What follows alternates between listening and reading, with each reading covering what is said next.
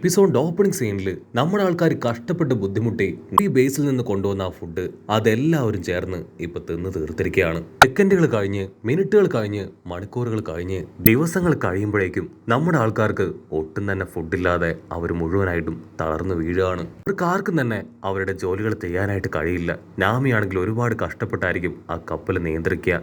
നാമിയെ സഹായിക്കാൻ ലൂഫിയും ആ കപ്പലിന്റെ സ്റ്റിയറിംഗ് പിടിച്ച് തിരിക്കാൻ ശ്രമിക്കും. പക്ഷെ അവൻ ഒട്ടും പവറില്ലാതെ താഴേക്ക് വീഴുകയാണ്. കട്ട് ചെയ്ത ബിഗ് മോമിന്റെ കപ്പൽ കാണിക്കും. സാഞ്ചിയും ടീമും ആണെങ്കിൽ ഇപ്പോഴാണ് ബിഗ് മോമിന്റെ ഐലാൻഡിലേക്ക് ട്രാവൽ ചെയ്തെത്തിയത്. സാഞ്ചി ആണെങ്കിൽ പുറത്തേക്ക് നോക്കും. കളർഫുൾ ആയിട്ട് അവിടെ സ്നോ വീഴുകയാണ്. അവനതിൽ ഒരെണ്ണം എടുത്ത് കഴിക്കുകയാണ്.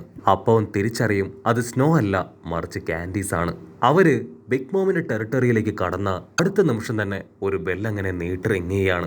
ആക്ച്വലി അവിടേക്ക് ഇൻക്ലൂഡേഴ്സ് വന്നിട്ടുണ്ടെങ്കിൽ തെറ്റായിട്ട് മനസ്സിലാക്കാനും അറ്റാക്ക് ചെയ്യാനും വേണ്ടിയാണ് അങ്ങനെ ഒരു അലാം അവിടെ സെറ്റ് ചെയ്തിരിക്കുന്നത്. ഇപ്പൊ വന്നിരിക്കുന്നത് ബിഗ് മോമിന്റെ തന്നെ കപ്പലാണ്. അതുകൊണ്ട് എല്ലാവരും ആകാംക്ഷയോട് കൂടെ സാഞ്ചിക്ക് വേണ്ടി അങ്ങനെ കാത്തു നിൽക്കും. ഇതിലുള്ള എല്ലാവരും ഇപ്പൊ സാഞ്ചിയെ ബ്രെയിൻ വാഷ് ചെയ്യാൻ ശ്രമിക്കും. നീ ഇത് കാണുന്നില്ലേ ബിഗ് മോമിന്റെ ഫെസിലിറ്റീസും ഒക്കെ എന്താണെന്ന്. സോ ലൂഫിയുടെ ടീം വിട്ട് നീ ഇപ്പൊ തന്നെ ബിഗ് മോമിന്റെ ടീമിൽ ചേരണം. അതാണ് നിനക്ക് ഏറ്റവും നല്ലത്. ആണെങ്കിൽ അത് കേട്ട് ടെൻഷൻ ആവും. എന്നെ കൊണ്ട് പറ്റില്ല, ഞാൻ ഒരിക്കലും ആരുടെ ടീംമേറ്റ്സ് ആവില്ല. ഞാൻ ഓൾറെഡി ലൂഫിയുടെ ടീമിലെ ഒരു മെമ്പറാണ്. ഒരു കാരണവശാലും അവന്റെ ടീമിൽ നിന്ന് ഞാൻ മാറില്ല. എന്നെ ഇനി ശല്യം ചെയ്യാൻ പാടില്ല എന്ന് മോമിനോടും എന്റെ ഫാമിലിയോടും പറയാനാണ് ഞാൻ ഇവിടേക്ക് വന്നത്. അതിന് അവര് പറയും ഇപ്പൊ ബിഗ് മോം നല്ല മൂഡിലാണ്, ദയവ് ചെയ്ത് ഒരു കാരണവശാലും നീയായിട്ട് അത് സ്പോയിൽ ചെയ്യാൻ പാടില്ല. ബിഗ് മോമിന് ഓൾറെഡി നിന്റെ എല്ലാ കാര്യങ്ങളും നന്നായിട്ട് അറിയാം. നീ പണ്ട് സീ റെസ്റ്റോറന്റിൽ വർക്ക് ചെയ്യുകയായിരുന്നുവെന്നും അതിനുശേഷമാണ് നീ ലൂഫിയാൻ ടീമിന്റെ കൂടെ പോയതെന്നും അങ്ങനെയല്ല. നിന്റെ കുക്കിംഗ് സ്കില്ലൊക്കെ ബിഗ് മോമിന് ഭയങ്കര ഇഷ്ടമാണ്. പക്ഷെ നീ ലൂഫിയാൻ ടീമിന്റെ കൂടെ പോയതാണ് അവർക്കൊട്ടും തന്നെ ആക്സെപ്റ്റ് ചെയ്യാൻ കഴിയാതിരുന്നത്. അതുകൊണ്ട് നീ നല്ല രീതിയിൽ കുറെ ഫുഡൊക്കെ ഉണ്ടാക്കി ബിഗ് മോമിന് കൊടുക്കുകയാണെങ്കിൽ തീർച്ചയായിട്ടും അവർ നിന്നിൽ ഇംപ്രസ്ഡ് ആവും. അത് കേട്ട് സാഞ്ചിക്ക് കാലി ഇളകും. കാരണവശാലും എന്റെ ഈ കൈകൊണ്ട് എന്റെ ഫ്രണ്ട്സുകൾക്കല്ലാതെ മറ്റാർക്കും ഞാൻ ഫുഡ് കൊണ്ടാക്കി കൊടുക്കില്ല. പ്രത്യേകിച്ച് ആ ബിഗ് മോമിന്. ഞാൻ അതിനുവേണ്ടിയല്ല ഇത്രയും കഷ്ടപ്പെട്ട് 2 വർഷത്തോളം ഒരു വലിയ നരകത്തിൽ പോയി കുക്കിംഗ് പഠിച്ച് ഇവിടേക്ക് തിരികെ വന്നത്. സാഞ്ചിക്കാണെങ്കിൽ ലൂഫിയൻ ടീമിനെ കുറിച്ച് ആലോചിക്കുമ്പോൾ ഒരുപാട് വിഷമം തോന്നും. ഇവർക്കാണെങ്കിൽ അങ്ങനെ ഒന്നും തന്നെ ഇല്ല. കപ്പോൺ അവന്റെ ബെസ്റ്റ് ഫ്രണ്ടായിരുന്ന കപ്പോണിനെ തന്നെയാണ് ഞൊട്ടിയടയിൽ ഷൂട്ട് ചെയ്ത് താഴെയിട്ടത്. അതുകൊണ്ട് തന്നെ ഇങ്ങനെ മൈൻഡ് സെറ്റ് ഉള്ള ആരെയും എനിക്ക് ഇഷ്ടമല്ല. അങ്ങനെ സാഞ്ചി ആണെങ്കിൽ ഫുൾ ഓൺ ഫയറിൽ നിൽക്കുമ്പോഴായിരിക്കും നാക്ക് നീട്ടിയ വേറൊരുത്തൻ. അവനാണെങ്കിൽ സാഞ്ചി കല്യാണം കഴിക്കാൻ പോകുന്ന ബിഗ് മോമിന്റെ മകളുടെ ഫോട്ടോ അതുമായിട്ടായിരിക്കും അവന്റെ അടുത്തേക്ക് വരിക. സാഞ്ചിക്കാണെങ്കിൽ ആരുടെയും ഫോട്ടോ കാണാൻ യാതൊരു ഇൻട്രസ്റ്റും ഇല്ല. എനിക്കൊന്നും ആരുടെ ഫോട്ടോ കാണണ്ട, അത് കേറിപ്പറിച്ച് വേസ്റ്റ് ഹോട്ടലിൽ ഇടാൻ പറയും. പക്ഷെ അവനാണെങ്കിൽ നിർബന്ധിച്ച് ആ ഫോട്ടോ അത് സാഞ്ചിക്ക് കാണിച്ചു കൊടുക്കുകയാണ്. ആ ഫോട്ടോ കാണണ്ട അടുത്ത സെക്കൻഡ് സാഞ്ചി എപ്പോഴത്തേതുപോലെ ഇംപ്രസ്ഡ് ആയി കണ്ണിലൂടെ ലവ് ഒക്കെ പുറത്തേക്ക് തെറിപ്പിച്ച് അങ്ങനെ നിൽക്കും. ആ നാക്ക് നീട്ടിയവനാണെങ്കിൽ ഇപ്പൊ സാഞ്ചിയോട് ചോദിക്കും, നിനക്ക് അവളെ കണ്ട് ഒരുപാട് ഇഷ്ടമായല്ലേ? അത് കേട്ട് സാഞ്ചി ആണെങ്കിൽ ഒന്നും മിണ്ടാതെ അങ്ങനെ നിൽക്കും. പിന്നെ അവനാണെങ്കിൽ അവൾക്ക് ഇഷ്ടപ്പെട്ട ഒരു സൂപ്പർ ഹീറോയുടെ സ്റ്റോറി അവന് പറഞ്ഞു കൊടുക്കുകയാണ്. സാഞ്ചിക്കാണെങ്കിൽ ആ സ്റ്റോറി ഒന്നും തീരെ ഇഷ്ടാവില്ല. അവനാണെങ്കിൽ ഫുൾ കലിപ്പില് അങ്ങനെ നടന്നു വരികയാണ്.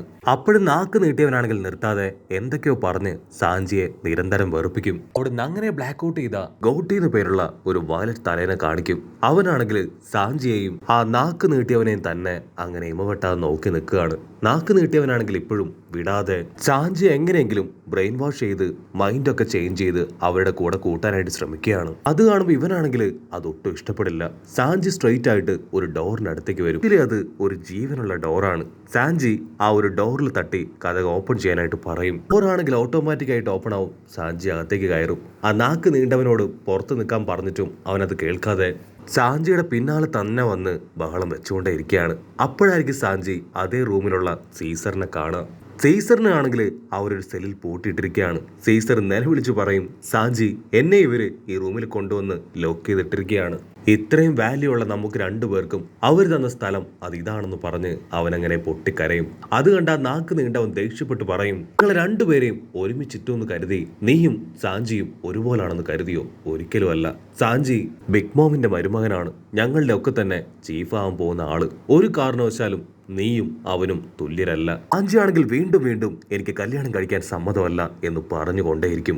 അത് കേട്ട ഗോട്ടി അവൻ ഗണ്ണൊക്കെ ആയിട്ട് അകത്തേക്ക് ചാടി വരികയാണ്. അതവൻ ഇപ്പൊ സാഞ്ചിക്ക് നേരെ പോയിന്റ് ചെയ്യും. നിനക്കത്ര ധൈര്യം ഉണ്ടെങ്കിൽ ഇവനോട് ഇങ്ങനെ നീ തർക്കുത്തരം പറയുമെന്ന് പറഞ്ഞ് അവൻ സാഞ്ചിക്ക് നേരെ എയിം ചെയ്യാണ്.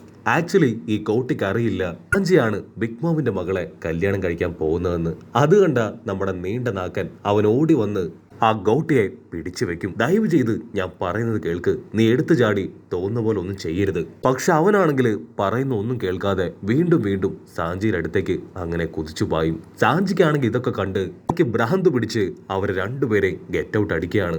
അതിന് അവൻ ഫുൾ കലിപ്പില് ഷൂട്ട് ചെയ്യാനായിട്ട് സാഞ്ചിയുടെ ക്ലോസ് എത്തുമ്പോഴായിരിക്കും ഒരു ചുന്ദരി പെണ്ണ് അകത്തേക്ക് വരിക. അവൾ ഓടി വന്ന് ആ ഗോട്ടിയുടെ മുഖത്ത് ആഞ്ഞടിക്കും. നിനക്കത്ര ധൈര്യം ഉണ്ടെങ്കിൽ അവന്റെ നേരെ നീ ഗണ്ണ് പോയിന്റ് ചെയ്യും. അവൻ നമ്മുടെ VIP ഗസ്റ്റാണ്, ബിഗ് ബോമിന്റെ മരുമകൻ. അവന്റെ ദേഹത്ത് ഒരു പോറല് വീണ പിന്നെ നീയും നിന്റെ പപ്പയൊന്നും ജീവനോടുകൂടെ ഇവിടെ നടക്കില്ല. മര്യാദയ്ക്ക് പുറത്തേക്ക് വാന്ന് പറഞ്ഞ് അവനെ പിടിച്ചു വലിച്ച് പുറത്തേക്ക് കൊണ്ടുപോവാണ്. സാഞ്ചിയാണെങ്കിൽ ഇതെല്ലാം കണ്ട് വണ്ടടിച്ച് അവളെ തന്നെ നോക്കും. ആ ചുന്ദരി പെണ്ണാണെങ്കിൽ സാഞ്ചിയോട് ക്ഷമ പറഞ്ഞ് നിങ്ങൾക്ക് എന്താവശ്യമുണ്ടെങ്കിലും ഞങ്ങളോട് പറയാം, നിങ്ങളാണ് ഇന്നത്തെ ഞങ്ങളുടെ VIP ഗസ്റ്റ് എന്ന് പറഞ്ഞ് അവള് കടന്നു പോകും. സാഞ്ചിയാണെങ്കിൽ അവളുടെ ഫേസിലേക്ക് ഒന്ന് കാര്യമായിട്ട് ശ്രദ്ധിക്കും. അവളെ കാണുമ്പോഴും ബിഗ് മോമിന്റെ എവിടേക്കോ ചില റിസംബ്ലിങ്സ് അവന് ഫീൽ ചെയ്യാണ്. ആക്ച്വലി ഇവളും ബിഗ് മോം ഫാമിലിയിലെ ഒരു മെമ്പറാണ്. അതേസമയം ഇവിടെ സീസറിനാണെങ്കിൽ കലി കയറി വരും. കാരണം അവർ രണ്ടുപേരെ ഒരുമിച്ചാണ് ഇവിടെ പിടിച്ചോണ്ട് വന്നത്. പക്ഷെ സാഞ്ചിക്ക് ഇതിന് മാത്രം എല്ലാവരും VIP ട്രീറ്റ്മെന്റ് കൊടുക്കുന്നു. അതിന് മറ്റൊന്നുമല്ല, കാരണം അവൻ വിങ് സ്മോക്സ് ഫാമിലിയിൽ ചേർന്നവനാണ്. മാത്രമല്ല ബിഗ് മോമിന്റെ മരുമകനാവാൻ പോകുന്നവനാണ്. പക്ഷെ സാഞ്ചിക്കാണെങ്കിൽ ഇതൊന്നും ഇഷ്ടാവാതെ അവൻ അങ്ങനെ മുഖം തിരിച്ചിരിക്കും. കട്ട് ചെയ്ത നമ്മുടെ ആൾക്കാർ അവരാണെങ്കിൽ ആ നേവി ബേസിൽ നിന്ന് ഫുഡ് കഴിച്ചതിന് ശേഷം ഇതുവരെ ഒന്നും തന്നെ കഴിച്ചിട്ടില്ല. ദിവസങ്ങളോളം പട്ടിണിയിരുന്ന് അവർ വീണ്ടും ഒരുപാട് ക്ഷീണിച്ച് അവശരായിട്ട് കിടക്കുകയാണ്. ക്യാരറ്റിനാണെങ്കിൽ ഒട്ടും ആരോഗ്യമില്ലാതെ അവൾ തളർന്നു വീണ് കഴിഞ്ഞു. ഇവിടെ നമ്മുടെ ചെക്കന്മാര് അവർ ചൂണ്ടയിട്ട് ഏതെങ്കിലും മീനിനെ പിടിക്കാൻ പറ്റുമോ എന്ന് ശ്രമിക്കും. പക്ഷെ എന്താ, ഇപ്പൊ വെതറൊക്കെ ചേഞ്ചായി അവിടെ മുഴുവൻ ഭയങ്കര ചൂടാണ്. ആ കടൽ വെള്ളം പോലും അങ്ങനെ തിളച്ച് കുതിക്കുകയാണ്. ആ ഒരു സ്ഥലത്ത് മീനുകൾ സർവൈവ് ചെയ്യാൻ ചാൻസ് കുറവാണെന്ന് നമ്മുടെ ആൾക്കാർക്ക് അറിയാം. എങ്കിലും പ്രതീക്ഷ കൈവിടാതെ അവർ ചൂണ്ട ഇട്ടുകൊണ്ടേയിരിക്കും. കാരണം ഇതൊരു ചേഞ്ച് ആയി കഴിഞ്ഞാൽ അത് വീണ്ടും അവർക്ക് വലിയ കുഴപ്പമാണ്. ഇപ്പോഴത്തെ ചൂട് നമ്മുടെ ചോപ്പറിനും പെട്രോയ്ക്കും സഹിക്കാനാവില്ല. കാരണം അവർ രണ്ടുപേരും തണുപ്പുള്ള പ്രദേശത്തിൽ ജീവിക്കുന്നവരാണ്. അങ്ങനെ എല്ലാ പ്രതീക്ഷകളും നഷ്ടപ്പെട്ടിരിക്കുമ്പോഴായിരിക്കും ലൂഫിയുടെ ചൂണ്ടയിൽ ഒരു വലിയ മീൻ കുടുങ്ങുക. അവന്റെ അവസാനത്തെ എനർജി ഉപയോഗിച്ച് അതിനെങ്ങനെയൊക്കെയോ പിടിച്ച് ആ കപ്പലിലേക്ക് ഇടും. അതിന്റെ സൈസ് കാണുമ്പോൾ തന്നെ എല്ലാവർക്കും സന്തോഷം. കാരണം അത് ഒരു വലിയ ഫിഷാണ്. അവർക്ക് കുറച്ചു ദിവസം എന്തായാലും അതിനെ ഉപയോഗിച്ച് അവരുടെ വിശപ്പ് മാറ്റാൻ കഴിയും. എല്ലാവരും സന്തോഷത്തിൽ അതിന്റെ അടുത്തേക്ക് പാഞ്ഞടുക്കുകയാണ്. കട്ട് ചെയ്ത ദൂരത്തായിട്ട് സ്നെയിലിന്റെ ഷേപ്പിൽ ഒരു കപ്പല്. അവരാണെങ്കിൽ ലൂഫിയാൻ ടീമിന്റെ കപ്പലിനെ അങ്ങനെ വാച്ച് ചെയ്തിരിക്കുകയാണ്. അതിലൊരുത്തം പറയും, നമുക്കിപ്പോ തന്നെ അവരെ ഇവിടേക്ക് വെൽക്കം ചെയ്യാം, ഇതൊരു പറ്റിയ ചാൻസ് ആണ്. ഇത് മിസ്സായ പിന്നെ അവരെ പിടിക്കാനായിട്ട് ബുദ്ധിമുട്ടായിരിക്കും. അപ്പോൾ ആരാണെന്നും എന്താണെന്നും കാണിച്ചു കൊടുക്കാൻ പറ്റിയ അവസരം തന്നെയാണ്. ഒരു കാരണവശാലും അവരെ മിസ് ചെയ്യരുത്. ആണെങ്കിൽ അവരുടെ എക്സൈറ്റ്മെന്റ് കൺട്രോൾ ചെയ്യാൻ കഴിയാതെ നമ്മുടെ ആൾക്കാരുടെ കപ്പലിലേക്ക് തന്നെ നോക്കി നിൽക്കുന്നതോട് കൂടെ ഈ ഒരു എപ്പിസോഡും അവസാനിക്കുന്നു. എപ്പിസോഡ് ഇഷ്ടപ്പെടുകയാണെങ്കിൽ തീർച്ചയായിട്ടും ലൈക്ക് ചെയ്യാനും കമന്റ് ചെയ്യാനും ഷെയർ ചെയ്യാനും മറക്കല്ലേ. അടുത്തൊരു അടിപൊളി എപ്പിസോഡുമായിട്ട് കാണുന്നവരെ it's me with Mallu episode.